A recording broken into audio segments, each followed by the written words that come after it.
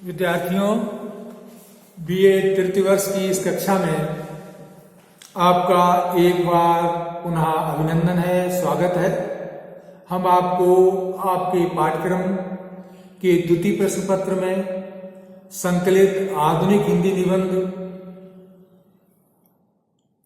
के अंतर्गत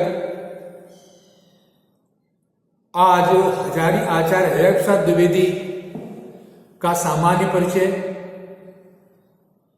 देते हुए देवदारू निबंध के विषय में चर्चा करेंगे। विद्यार्थियों, आप जानते हैं कि आचार्य हरिप्रसाद द्विवेदी इतिहासकार, उपन्यासकार और आलोचक के रूप में सुविदित हैं। हिंदी साहित्य का हर विद्यार्थी आचार्य हरिप्रसाद द्विवेदी से किसी न किसी रूप में परिचित है। भारतीय संस्कृति और समाज की पृष्ठभूमि में प्रत्येक विषय को देखकर तदनुसार आलोचना करने वाले हिंदी आलोचकों में आचार्य हरिप्रसाद द्विवेदी का स्थान अद्वितीय है। उन्होंने सामान्यतः गुप्त काल से लेकर मुगलों के आगमन तक के भारत की संस्कृति और ऐतिहासिक चेतना को आधुनिक समाज और आधुनिक संस्कृति के परिप्रेक्ष्य में देखने का प्रयास किया है। इन्होंने आलोचनात्मक और ललित दोनों प्रकार के निबंध लिखे हैं। देवदारू इनका ललित निबंध ही है।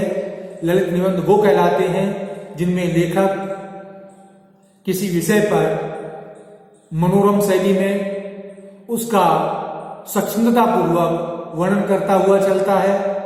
उसमें उसके व्यक्तित्व की छाप दिखाई देती है, अपनी व्यक्तित्व की शैली झलकती है।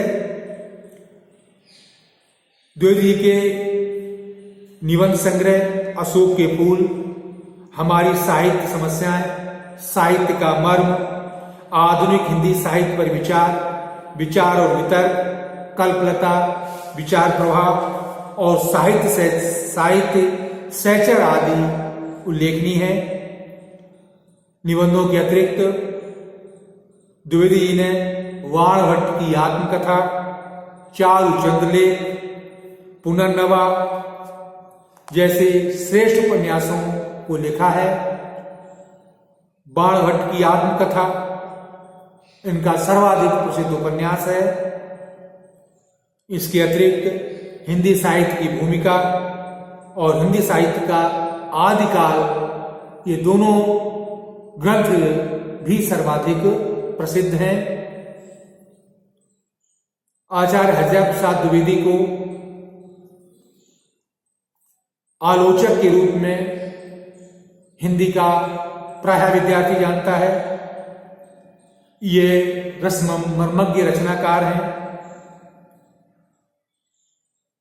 गवेषणा और विवेचन इनकी लेखन शैली की प्रमुख भंगिमा है। ये सौंदर्य के पारखी साहित्यकार हैं। आचार्य रामचंद्र की शुक्ल की शैली में जहां गुंफन है, वहां हरिप्रसाद द्विवेदी की शैली में विशद व्यापकता है। ये विषय वस्तु को अच्छी तरह स्पष्ट करते हुए चलते हैं। इनकी लेखन शैली में स्पष्टता है। द्विवेदी जी ने हिंदी साहित्य की भूमिका के अंतर्गत शोधपरक शैली अपनाई है। उन्होंने अपने इतिहास ग्रंथ में रुचिर प्रसंग और विषय के अनुकूल शैली का प्रयोग किया है। इनकी रचनाओं में आलोचनात्मक एवं रचनात्मक प्रतिभा का अद्भुत समन्वय दिखाई देता है। इनके ललित निबंध व्यक्तित्व की अभिव्यंजना की दृष्टि से अत्यंत समृद्ध हैं। उनकी मानवीय चेतना अतीत के प्रसंगों को भी वर्तमान के युगबोध से संबंधित करके देखती है। यही कारण है कि द्विवेदी जी के सभी निबंध बड़े प्रासंगिक हैं। विद्यार्थियों, द्विवेदी जी की गद्य शैली अपने ढंग की है। उनके व्यक्तित्व की छाप उनकी गद्य शैली पर है। वो किसी बात को बड़े शालीनता से, कहीं कहीं विनोद तो कहीं कहीं व्यंग्य के भाव से कहते हुए चलते हैं। उनकी शैली में एक ओर पंडित के शास्त्र ज्ञान की स्पष्ट झलक दिखाई देती है, तो दूसरी ओर सहृदय कवि की संवेदनशीलता भी दिखाई देती है। संस्कृत के विद्वान होने के कारण इनके निबंधों में समस्त पदावली, तत्सम शब्दों का प्रयोग प्रायः देखने को मिलता है। कहीं कहीं भाषा शैली में फक्कड़पन,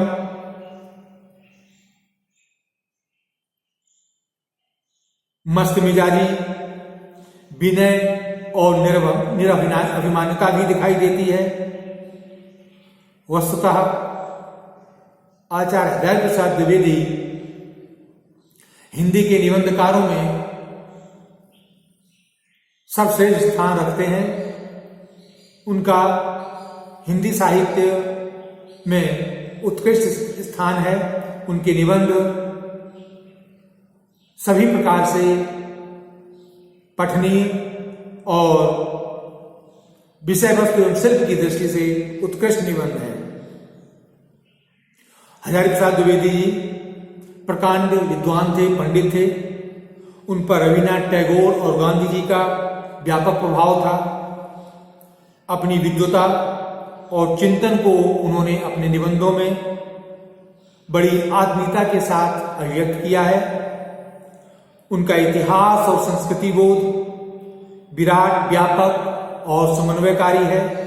उनके उपन्यासों तथा उनके निबंधों में उनकी ऐतिहासिक और सांस्कृतिक दृष्टि बड़े सहज रूप में दिखाई देती है, सहज रूप में देखने को मिल जाती है।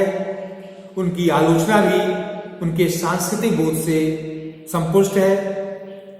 इसलिए विद्यार्थियों, आचार्य हजारी प्रसाद द्विवेदी को हिंदी का सर्वश्रेष्ठ आलोचक, उपन्यासकार और निबंधकार माना जाता है। हजारी प्रसाद द्विवेदी बहुत समय तक पंजाब विश्वविद्यालय चंडीगढ़ में आचार्य एवं विभागाध्यक्ष रहे। उन्होंने अपनी सम्मोहक शैली से विद्यार्थियों को बांधे रखा। कहा जाता है उनकी कक्षा में विद्यार्थी बड़े मनोयोग से उनकी बात सुनते थे, क्योंकि द्विवेदी की शैली अपने में बड़ी स्पष्ट और विद्यार्थियों को बांध रखने वाली शैली थी। विद्यार्थियों, आपके पाठ्यक्रम में द्विवेदी जी का देवदारू निबंध लगा हुआ है। यह निबंध ललित निबंध है। इस निबंध में उन्होंने देवदारू, जो हिमालय पर पाया जाता है, एक वृक्ष होता है, आप सभी परिचित होंगे, उसका विविध संदर्भों में वर्णन किया है। संस्कृत से उन्होंने बड़े संदर्भ दिए हैं और देवदारू का ऐसा प्रयोग इस तरीके से वर्णन किया है कि सारा का सारा वर्णन हमारी आंखों के सामने प्रत्यक्ष होता दिखाई देता है। बिंबात्मक भाषा का प्रयोग है। विद्यार्थियों, ये निबंध बहुत अच्छा और पठनीय निबंध है। इस निबंध के विषय में हम आपको अगले कालांश में बताएंगे। निबंध का सारांश समझाएंगे, निबंध में क्या है ये बताएंगे, और इसके पश्चात हम आपको इस निबंध में जो व्याख्या उपयोगी गद्य खंड है उनको हम आपको बताएंगे। विद्यार्थी, जैसा कि मैंने आपको बताया, द्विवेदी जी संस्कृत के प्रकांड पंडित थे। यही कारण है उन्होंने परिष्कृत शब्दावली का प्रयोग किया है। उनके निबंधों में तत्सम शब्दावली प्रायः देखने को मिलती है। उनकी भाषा परिमार्जित, परिष्कृत, सुबोध और संप्रेषणीय है। वे भावानुरूप विषयानुरूप प्रसंगानुकूल शब्दों का चयन करते हैं। उनकी शैली में स्पष्टता देखने को मिलती है। इस प्रकार विद्यार्थियों, मैंने आपको हजारी प्रसाद द्विवेदी का इस कालांश में सामान्य परिचय दिया है। अब हम अगले कालांश में ये देवदारू निबंध उनका आपको समझाएंगे। तब तक के लिए हम आपसे विदा लेते हैं।